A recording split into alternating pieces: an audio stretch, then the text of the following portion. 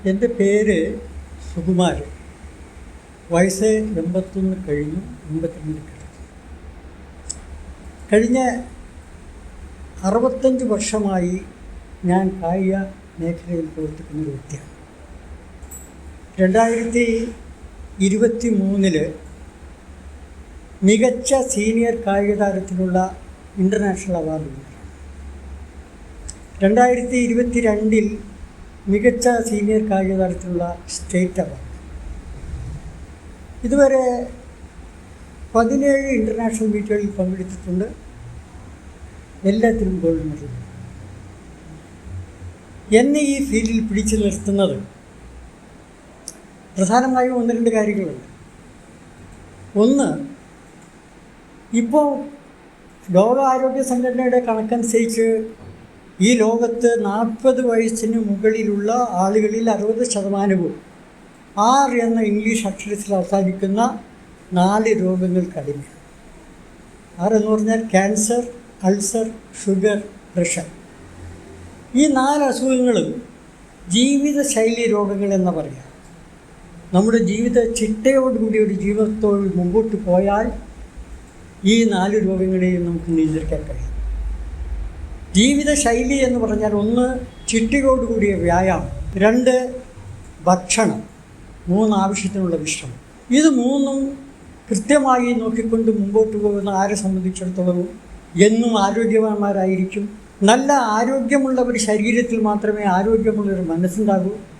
ആരോഗ്യമുള്ളൊരു മനസ്സിൽ നിന്ന് മാത്രമേ പുതിയ പുതിയ ആശയങ്ങൾ ഉടലെടുക്കൂ എന്ന് വിശ്വസിക്കുന്ന ഒരു വ്യക്തിയാണ്.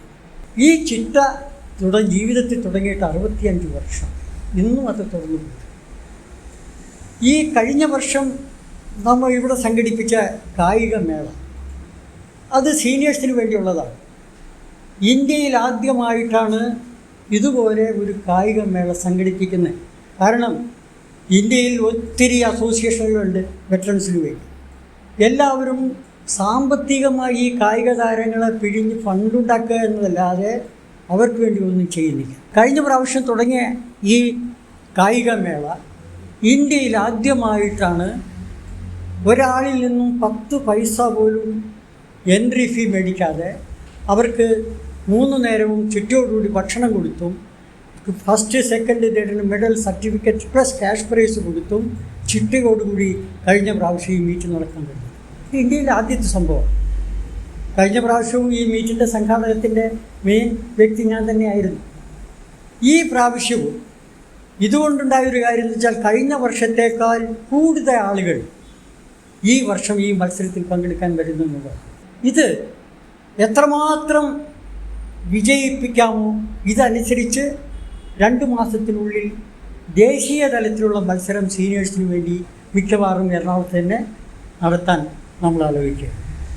ഞാനിപ്പം ഈ കായിക മേഖലയിൽ മാത്രമല്ല, സീനിയേഴ്സിൻ്റെ മറ്റു പല കാര്യങ്ങളിലും ഇടപെട്ട് പ്രവർത്തിക്കുന്ന വ്യക്തിയാണ്. ഈ ഓൾഡ് ഏജ് ഫ്രണ്ട്ലി വില്ലേജ് ആയിട്ട് ഞങ്ങളുടെ പഞ്ചായത്ത് ഇപ്പോൾ ഞാൻ പ്രഖ്യാപിക്കാൻ പോവുകയാണ്. അവിടേക്കും ഇതുപോലെ തുടങ്ങി വയ്ക്കുകയാണ്. ഇപ്പോൾ എനിക്ക് പറയാനുള്ളത്, ഒരു മനുഷ്യൻ അവൻ്റെ ആരോഗ്യം നിലനിർത്താൻ ആവശ്യമായ കാര്യം നിരന്തരമായ വ്യായാമം ചെയ്യുക എന്നുള്ളതാണ്. ഒരു ദിവസം 30 മണിക്കൂറെങ്കിലും വ്യായാമം ചെയ്യാൻ മാറ്റിവെക്കുക.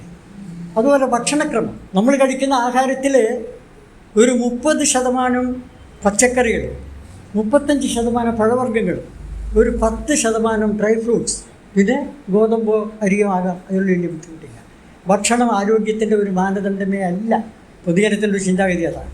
ഈ മീറ്റ് എത്രമാത്രം വിജയിപ്പിക്കാൻ കഴിയുമോ അതനുസരിച്ച് വേണം ദേശീയ മത്സരവും നിങ്ങൾക്ക് സംഘടിപ്പിക്കാൻ.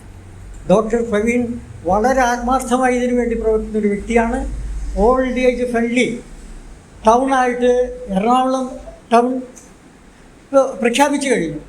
ഞാൻ എൻ്റെ പഞ്ചായത്തും തൊട്ടടുത്ത 2-3 പഞ്ചായത്ത് കൂടി അടുത്ത മാസത്തിൽ പ്രഖ്യാപിക്കാനുള്ള ഡോക്ടർ പ്രവീണിൻ്റെ ഇതോട് കൂടിയിട്ട്. അപ്പോൾ ഇത് വിജയിപ്പിക്കാൻ എല്ലാവരുടെയും സഹായ സഹകരണം ഞാൻ അഭ്യർത്ഥിച്ചുകൊണ്ട് എൻ്റെ വാക്കുകൾ ചുരുക്കുക.